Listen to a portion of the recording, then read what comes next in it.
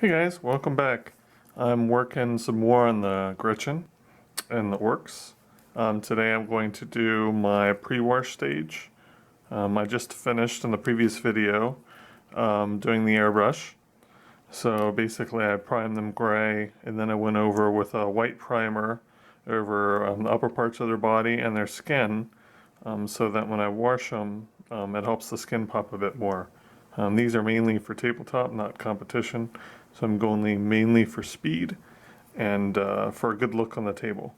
What I'm going to be doing right now is basically using a little hand drill, a little Dremel, and drilling little points so that when I wash these,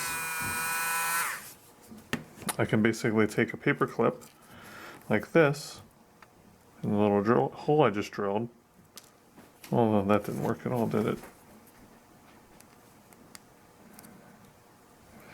And then stick them on a piece of foam so they can dry and I don't get any weird spots on the model. So that's what I'm working on right now, and I'll be back in a few minutes to show you the wash step. Alright, so now we're getting to the actual wash stage. I do this with Devlin mud. And I do this because it helps to bring out the contrast in the miniature.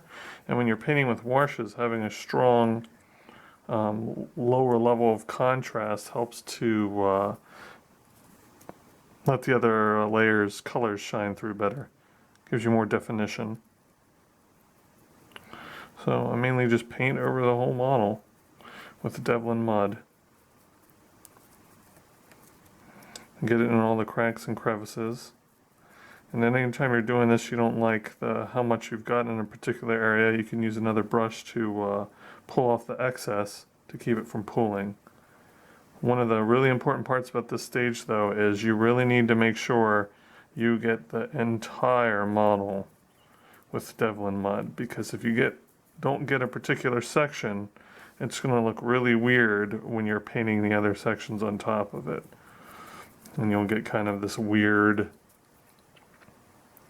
discoloration and spotting, and nobody likes that. It's just not fun. Unless you're painting Nurgle, then it probably looks perfectly fine. Then of course these are orcs, it's pretty hard to mess them up. And based on suggestions, I'm just going to do one of these models, and then the next time I turn on the video, you're going to see them all done like this. And then we will move on to the next step. Right now this is just one of the knobs for my Warbike group. I like to do everything at the same time. It helps move along the army and keep you motivated that you're actually getting work done.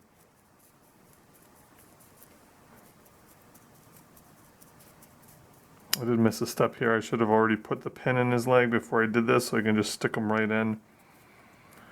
But I can't be perfect in all the videos.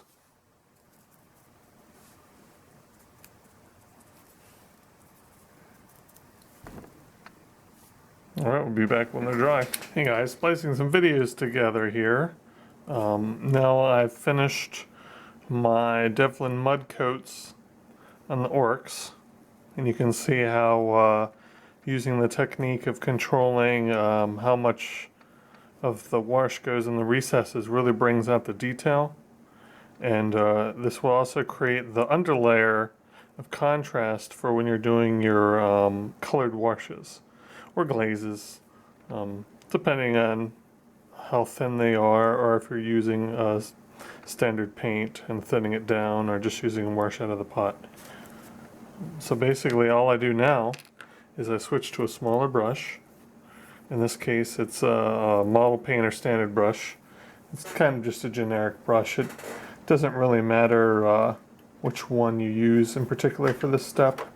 You're mainly just going for something that gives you a little bit of control, but not too much blobbiness. Like you want it to hold the wash, but you don't want it to overpower the model. And now I'm moving to good old friend Thraka Green. And we'll just start with some of these little grots.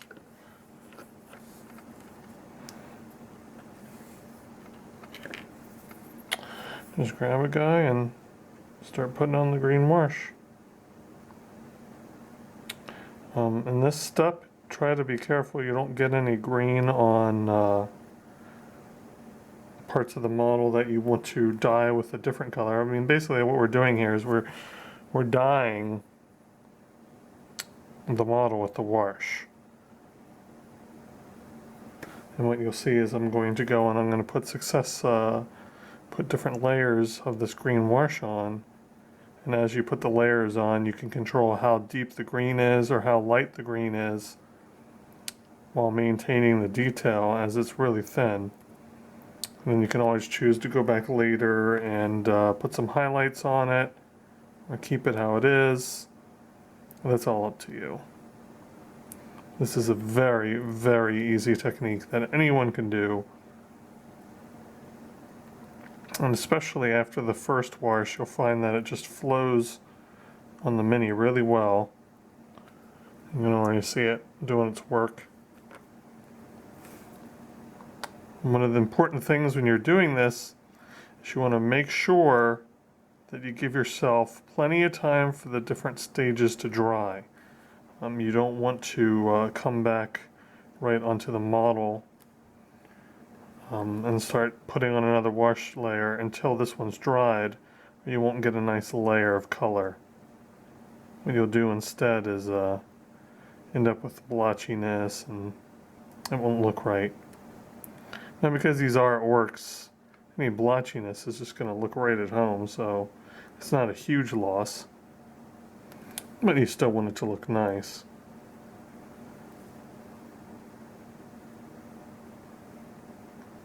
Stuff like the eyes and the teeth, it doesn't matter if you get the wash on them, because you can always come back later with some opaque paint and just put that detail in.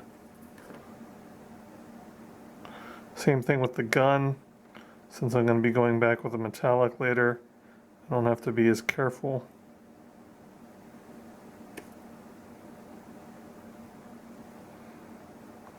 As I can fix that at a later stage. Make sure to get in there and get the neck too, because that always tends to show oddly. In the case of the grots, they're also not wearing shoes. So you want to make sure to get some of this on their feet. It also helps if you're using a base that is very contrasty to the green and helps them pop out on the base.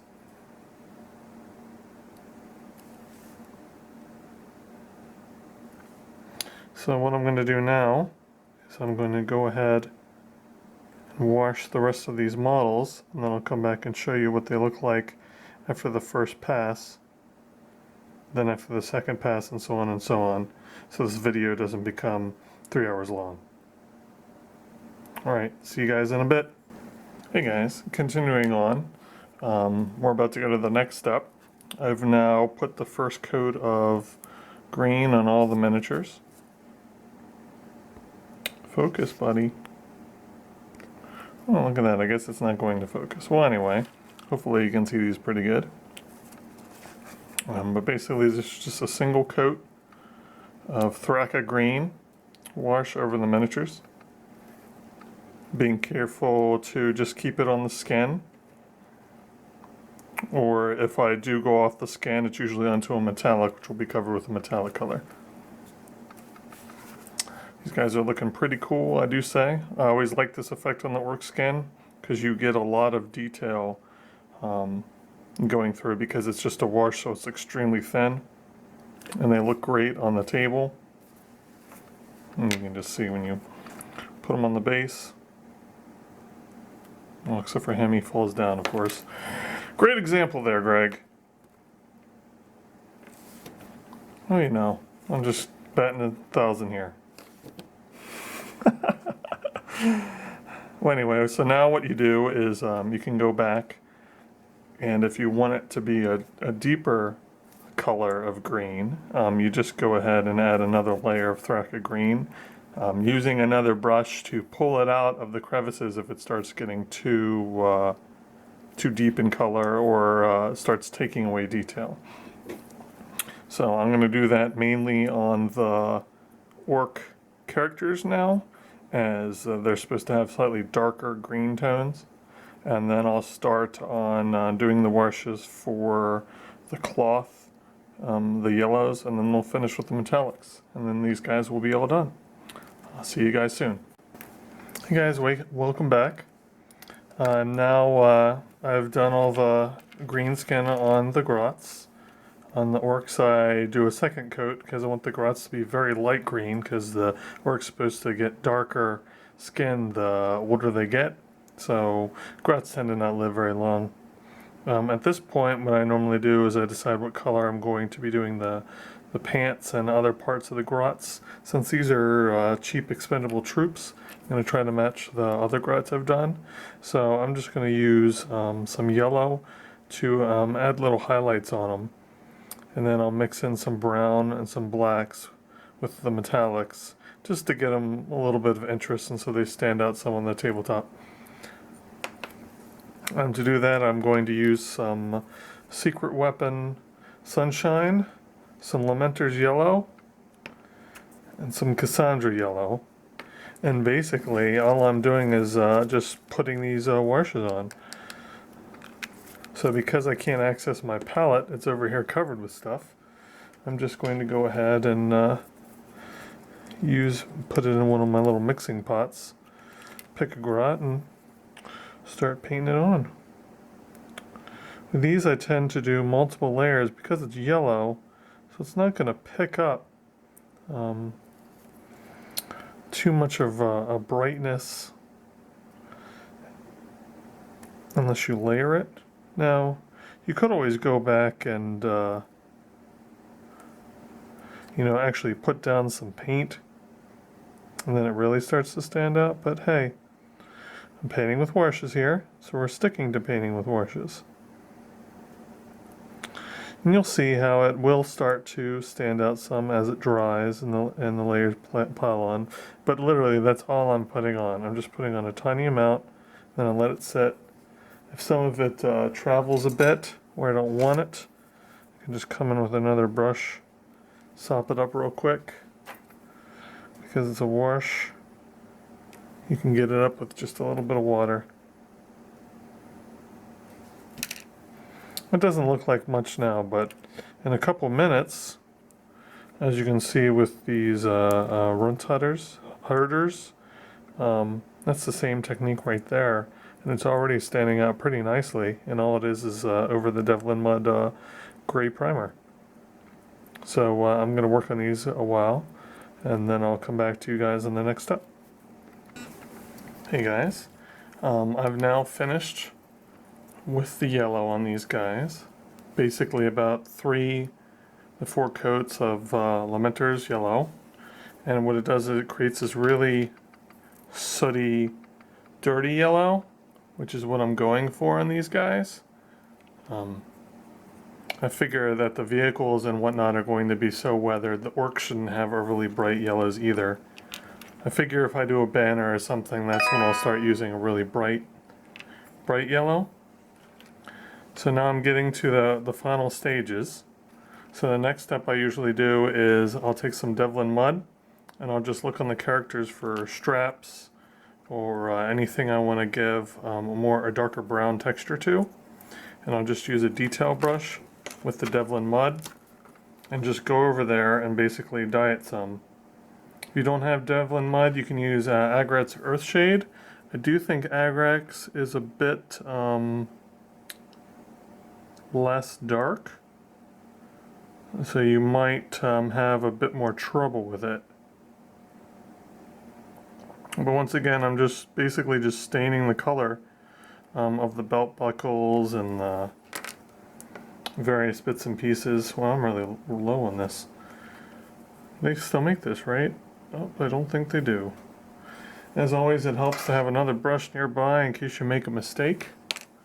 And you don't, because one thing you don't want to do when you're doing this method is get paint on the skin or another part of the orc because then what will happen is we'll dye that section and we'll kind of ruin the effect that you were going for. In these pants I'm going to be painting with Nuln oil, basically just a black wash. So I want the belts and stuff to be a lot more brown. And you can also, if you don't like the way the Devlin mud looks, if it's looking a bit too much like the rest of the model, just go and pick a like a flesh shade or something like a parchment, just to give it a different tone, so it doesn't look like the gray primer that you put on there earlier. That's all we're really doing here. So once I finish this step, I'll come back and show you guys the next one. Alright guys, so I did a couple totes of the Devlin mud, and you can see how it has this nice leather tone. You get a lot of depth with it because you're basically building layers, so it's not perfectly flawless. And same with these little guys, just a little bit of extra tint and color. Once again, these are just tabletop models. This is very not time intensive, and it's also very easy. If you don't have good brush skills, this is a really good way to paint models and still get a lot of detail and pop, just because the wash does all the work. You don't have to worry about getting just the right spot. What you do have to worry about is how and where you'll overlap when you're doing these stages. The step I'm about to do now is really the most dangerous of all the steps of painting these Gretchin, is the metallic. So the only time I use actual paint on these guys is when I'm painting the weapons, the little emblems, and I use a lead belcher or bolt gun as it used to be. And I'm going to go and do all the metallics on all of them. I'm switching to much smaller brushes. I usually go to a fine detail or an even smaller brush, just because it's really important you don't get the metallic on the carefully painted wash skin and other things. Once you do this, pretty much the last step is just going in with some Nuln oil and painting their pants and going over the weapons. And then of course at that point you can choose to do a dry brush highlight on the weapons, or go back in with some more details.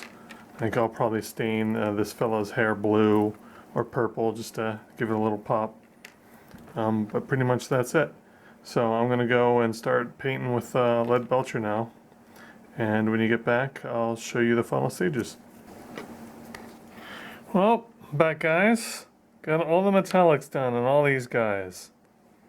Quite a lot of little bits and pieces to get. They look fantastic. And now I'm on the final stages, which is, I put some blue wash on this guy as well, is I'm just going to go and put some beaded black or Nuln oil over the metals, and also the pants for the particular guys, and any other sections I haven't decided to do in brown, and that'll give them a different tone from the brown sections and help tie in the model. And there are a few places where I got on the skin, but these are troop choices, and they usually only last about 30 seconds on the table, so that's the disadvantage with this process. If you get metallic on the skin, you are screwed. I guess you could varnish before then and try to use some sort of stripper to get it off, but otherwise any rubbing with water can easily strip the wash layer, and then once that's done, you can't repair it without basically rewashing the whole model. So now I'm just going to go use the beaded black, and then I'll come back and continue again. Well, here we are back, guys. I did the Nuln oil on the pants and the weapons, and then I just glued them to the bases.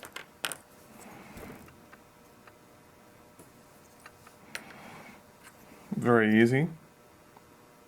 I'm always really impressed by how well the Nuln oil makes black pants. It makes them fantastically.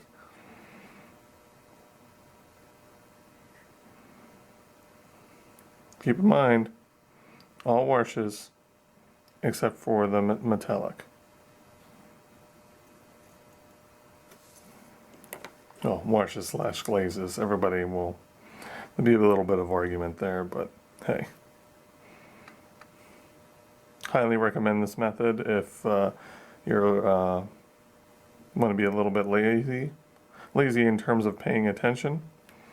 Maybe